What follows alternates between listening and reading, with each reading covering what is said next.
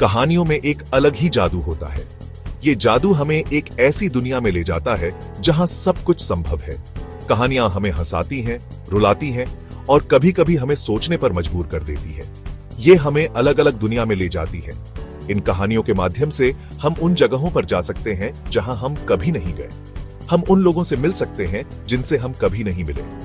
हम नए नए लोगों से मिलते हैं। हर कहानी में कुछ नया होता है, कुछ ऐसा जो हमें सिखाता है और हमें बेहतर इंसान बनाता है। हम जरूरी बातें सीखते हैं। कहानियों के माध्यम से हम जीवन के महत्वपूर्ण सबक सीखते हैं। ये सबक हमें सही और गलत के बीच का अंतर समझाते हैं। नीति की कहानियां भी ऐसी ही होती हैं।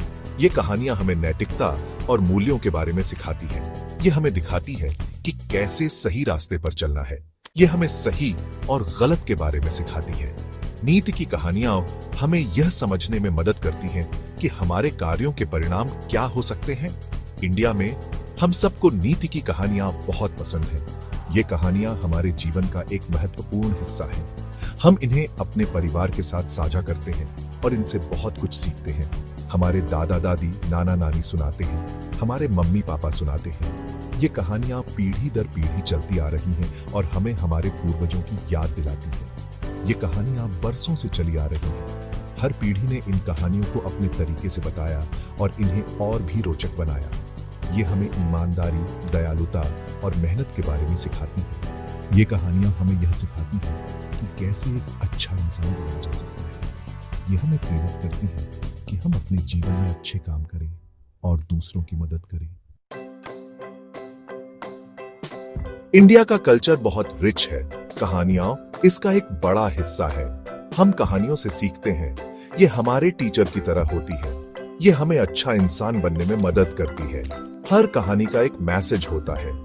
ये मैसेज हमें लाइफ में काम आता है। ये हमें अच्छे डिसीजन लेने में गाइड करता है। ये हमें बताता है कि खुशहाल जिंदगी कैसे जिए।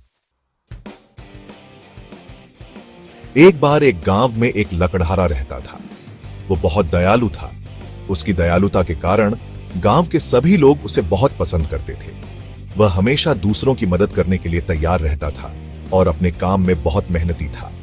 एक दिन वो नदी के किनारे लकड़ी काट रहा था। नदी का पानी बहुत साफ और ठंडा था और चारों ओर हरियाली थी। लकड़हारा अपने काम में मग्न था और उसे पता भी नहीं चला कि कब उसकी कुल्हाड़ी हाथ से छूटकर नदी में गिर गई। उसकी कुल्हाड़ी हाथ से छूटकर नदी में गिर गई। कुल्हाड़ी गिरते ही लकड़हारा चौंक गया और उसने तुरंत नदी की ओर देखा। कुल्हाड़ी पानी में डूब गई थी और लकड़हारा उसे देख नहीं पा रहा था। लकड़हारा बहुत उदास हो गया। वह सोचने लगा कि अब वह कैसे काम करेगा। उसके पास दूसरी कुल्हाड़ी नहीं थी और नई कुल्हाड़ी खरीदने के लिए पैसे भी नहीं थे। उसकी चिंता बढ़ती जा रही थी। उसे तैरना नहीं आता था। वह नदी में जाकर अपनी कुल्हाड़ी नहीं निकाल सकता था। वह बहुत परेशान हो गया और सोचने लगा कि अब क्या करेगा। तभी अचानक एक जादुई परी प्रकट हुई। अचानक एक जादुई परी प्रकट हुई। परी बहुत सुंदर थी और उसके पास एक चमकदार छड़ी थी। परी ने लकड़हारे को देखा और उसकी उदासी का कारण जानने के लिए उसके पास आई। उसने पूछा, क्यों उदास हो? लकड़हारे ने परी को अपनी पूरी कहानी बताई। उसने बताया कि कैसे उसकी कुल्हाड़ी नदी में गिर गई और अब वह बिना कुल्हाड़ी के काम नहीं कर सकता। लकड़हारे ने अपनी बात बताई। परी नदी में कूद गई। परी ने कहा, चिंता मत करो, मैं तुम्हारी मदद करूंगी। ये कहकर परी नदी में कूद गई और कुछ ही देर में वह एक सोने की कुल्हाड़ी लेकर बाहर आई। वो एक सोने की कुल्हाड़ी लेकर बाहर आई। परी ने लकड़हारे से पूछा, क्या ये तुम्हारी है? लकड़हारे ने कुल्हाड़ी को देखा और ईमानदारी से कहा, नहीं, ये मेरी कुल्हाड़ी नहीं है। क्या ये तुम्हारी है? उसने पूछा। नहीं, लकड़हारे ने कहा। परी ने उसकी ईमानदारी से प्रभावित होकर फिर से नदी में कूदने का निर्णय लिया। परी ने कहा, तुम्हारी ईमानदारी के लिए मैं तुम्हें इनाम दूंगी। और वह फिर से नदी में कूद गई। परी फिर से नदी में कूदी। इस बार वो एक चांदी की कुल्हाड़ी लेकर आई। क्या ये तुम्हारी है? उसने पूछा।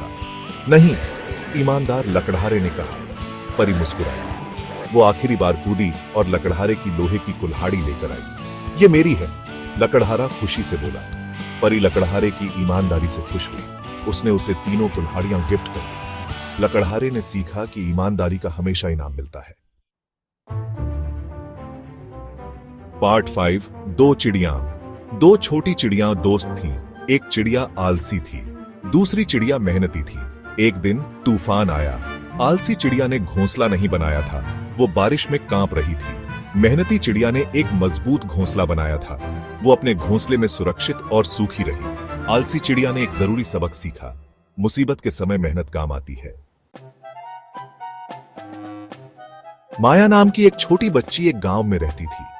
वह बहुत प्यारी और चंचल थी और गांव के सभी लोग उसे बहुत पसंद करते थे। माया का एक खास दोस्त था, उसका नाम था राधा। दोनों हमेशा साथ खेलते और हंसते थे। एक दिन माया और राधा अपने दोस्तों के साथ खेल रही थीं। वे सभी मिलकर गांव के मैदान में दौड़ रहे थे और हंसी मजाक कर रहे थे। माया ने अपनी मां का एक सुंदर हार पहना हुआ था जो उसे बहुत पसंद था। उसने अपनी मां का हार पहना हुआ था। यह हार उसकी मां का सबसे प्रिय गहना था और माया को इसे पहनकर बहुत गर्व महसूस हो रहा था। वह अपने दोस्तों को दिखा रही थी कि यह हार कितना सुंदर है। अचानक हार उसके गले से गिर गया। माया को पहले तो समझ में नहीं आया कि क्या हुआ। उसने अपने गले को छुआ और देखा कि हार गायब है। वह बहुत घबरा गई और तुरंत अपने दोस्तों को बुलाया। माया और उसकी सहेलियों ने हर जगह ढूंढा। वे मैदान के हर कोने में गए, झाड़ियों के पीछे देखा और यहां तक कि मिट्टी में भी खोजा, लेकिन उन्हें हार नहीं मिला। माया की आंखों में आंसू आ गए, लेकिन उन्हें हार नहीं मिला। माया की सहेलियां भी परेशान हो गई। वे सभी सोचने लगे कि अब क्या करें। माया को अपनी मां का सामना करने में डर लग रहा था। वह जानती थी कि उसकी मां इस हार को कितना पसंद करती है। माया अपनी मां को बताने से डर रही थी। वह सोच रही थी कि उसकी मां उसे डांटेगी और नाराज हो जाएगी। माया ने अपने दोस्तों से कहा कि वह घर नहीं जाना चाहती। वह बहुत डरी हुई थी और उसे समझ नहीं आ रहा था कि क्या करे। एक बुजुर्ग महिला ने माया को रोते हुए देखा।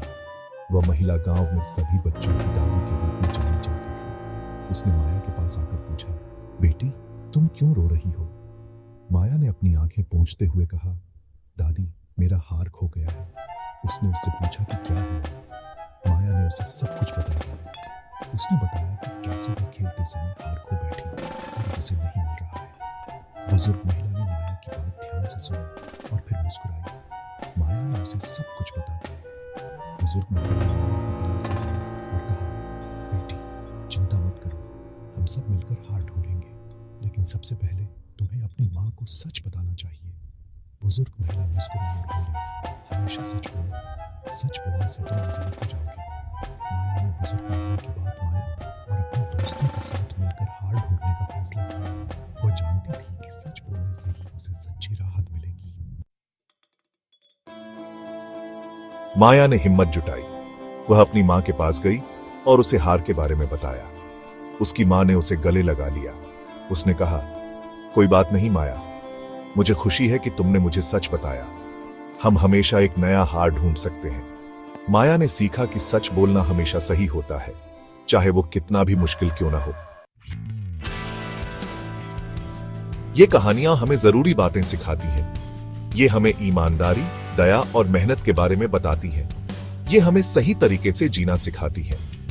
हम अपने कामों के नतीजों के बारे में सीखते हैं। ये कहानियां सिर्फ बच्चों के लिए नहीं है, ये सब के लिए है। ये हमें उन वैल्यूज की याद दिलाती हैं जो जिंदगी में इंपॉर्टेंट हैं।